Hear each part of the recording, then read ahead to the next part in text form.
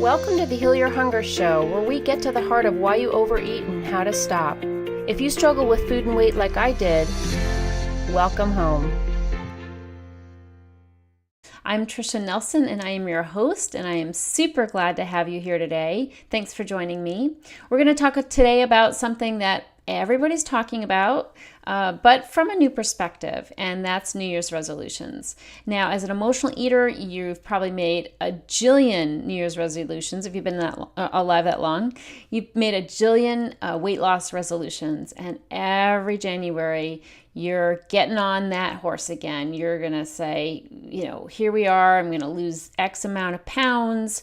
I'm going to get fit. I'm going to join a gym. I mean, gyms make their entire living off of people like us who make promises that we can't keep regarding weight loss and fitness. So let's scrap all that. Let's absolutely scrap all that.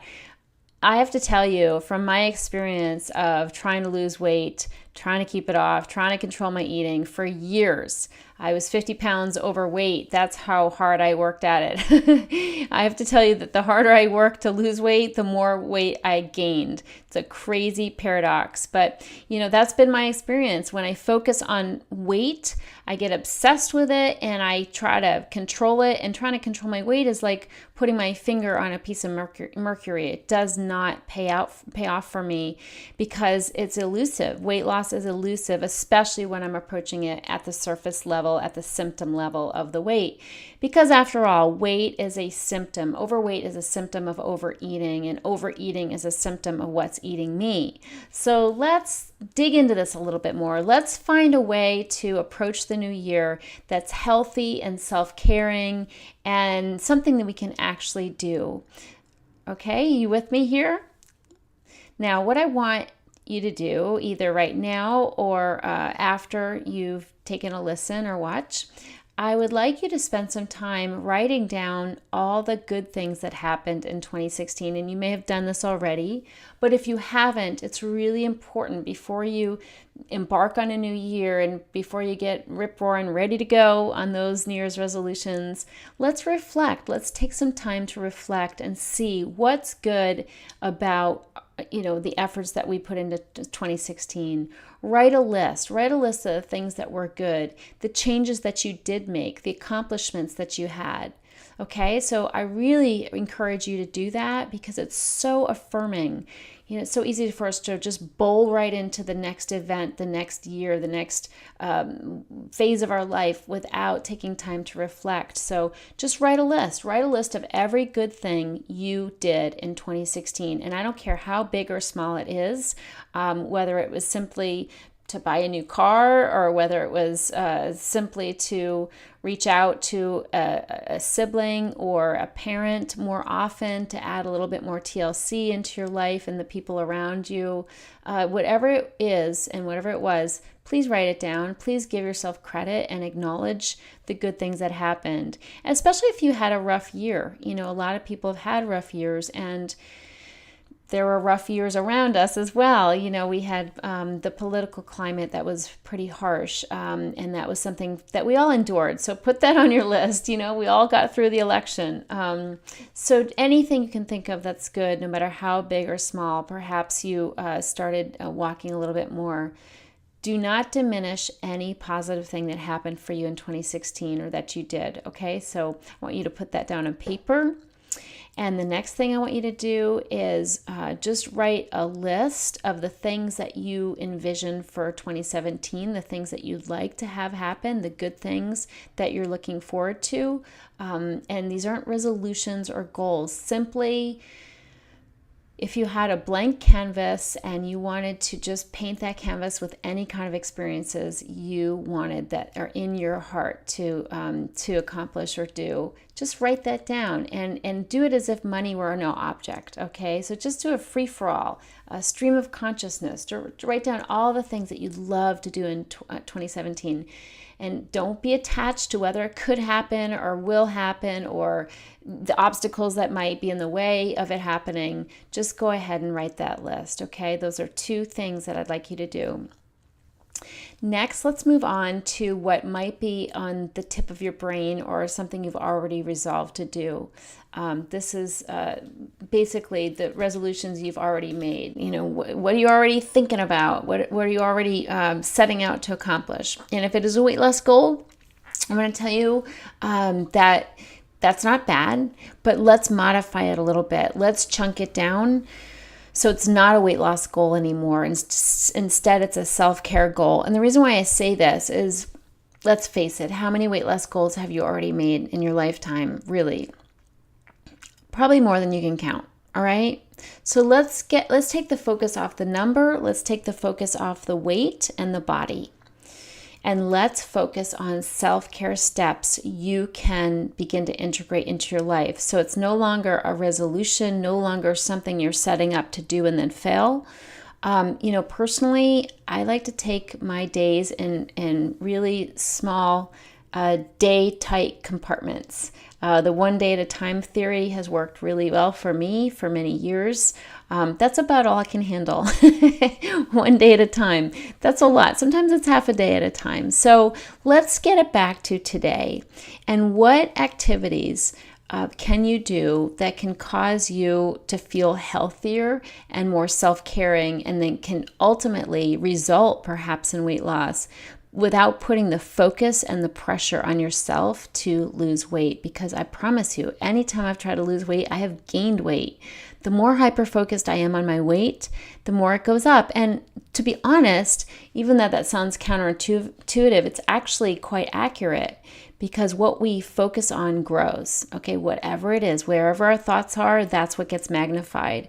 So if my thoughts are on my ass, my ass gets bigger. So let's take a close look here and really unpack the whole wanting to lose weight.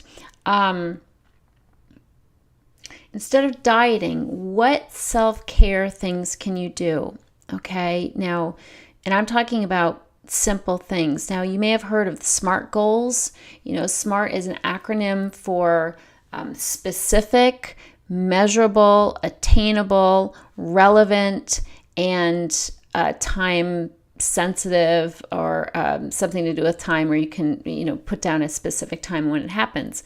Now, SMART goals are great. It sounds good, if you're going to a talk to say SMART goals, or you're giving a podcast and you say have SMART goals. So it sounds good, but what does it really mean? For me, SMART goals are things, for instance, that are attainable, things that I can do. In terms of specific, and that's really important for me too. And what does that mean? For instance, instead of saying I want to get into shape, perhaps I could say I want to take a walk 3 times a week, or I'm going to commit to taking a 15 or 20 minute walk 3 times a week. Or if you want to do more, say 5 days a week, fine, but make it something you can actually do. But do you see how we just took the focus off of the weight and the result of the weight to a daily thing you can do that will, of course, it will impact your weight. Of course, it will impact your health and your fitness level. But it's something that you can do. It's more measurable, and it's also non-weight loss specific. So I find that taking the focus off of weight and food, the more I do that, the better my life is, and the better results I get. So something like that. Let's think about some other things that may affect our weight that we don't realize, that have nothing to do with our weight. Perhaps TV. Okay, if you're somebody who loves to watch TV and you waste a lot of time in front of the television, and the television is a trigger for you to overeat. Okay, if you like to sit down with chips and dip in front of the TV, or you eat in front of the TV and you don't realize how much you're eating, and you keep going back for more during commercial time, and a whole program is over and you've gone back several times because you wanted to have your food last as long as your show. TV is a problem, okay, and it can be contributing to your weight gain. So think about some goals around TV. Think about maybe cutting out the TV altogether, or if that's too much, if that's not attainable, it's a little harsh, I agree. So think about minimizing your TV time to 1 hour a day. Like, give yourself Pick your favorite show and give yourself that show 1 hour a day. And that would be if you had, the services where you can pick a certain, you can keep doing episode after episode of the same show. Obviously, if it's, regular TV channels, you could pick 8 o'clock, like 8 p.m. every night. I'm going to watch a show before I wind down for bed. Okay, so things like that, something where it's, you're not cutting it out all the way, but you're minimizing it, and you're minimizing the opportunities you have to overeat during those times. Do you see where I'm going with this? It's just self-care goals. They're not big, lofty weight loss goals that you're ultimately going to fail at because it's too hard, and because you have no support around it. I mean, trying to lose weight just in a vacuum is impossible.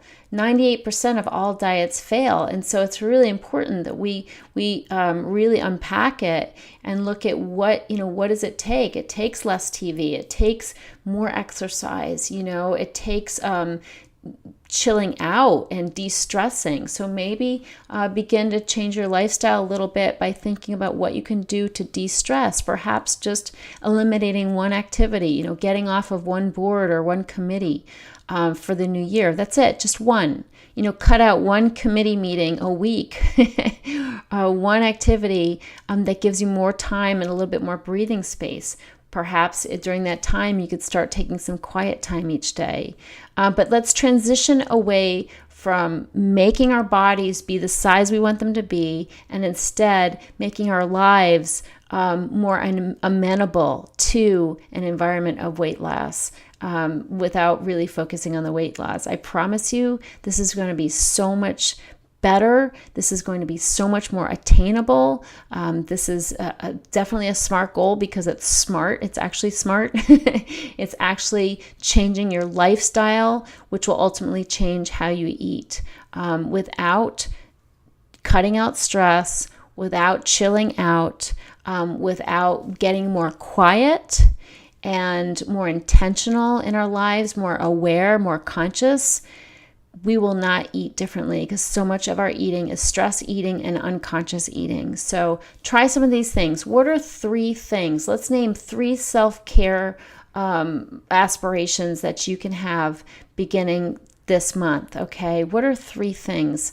Whether it's something, pick one with exercise, something really simple. And trust me, walking has been the best thing ever in my life because I walk and I pray at the same time, and it just connects me to spirit and it gets my legs moving and my body circulating. So just one simple thing regarding a self-caring form of exercise that you'll actually follow through with because it's not too hard, it's not too painful, it's not something to endure. It can fit into your lifestyle. One exercise thing, one de-stressing thing, whether it's cutting down on TV, whether it's cutting out one committee that you're overcommitted on. Pick something having to do with de-stress.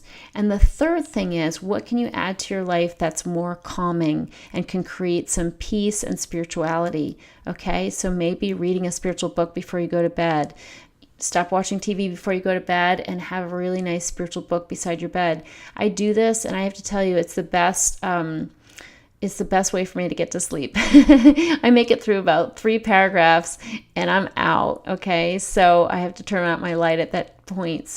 But it's such a wonderful way to drift off to sleep. It's because I'm treating my mind and my spirit and my body to wonderful, positive spiritual messages.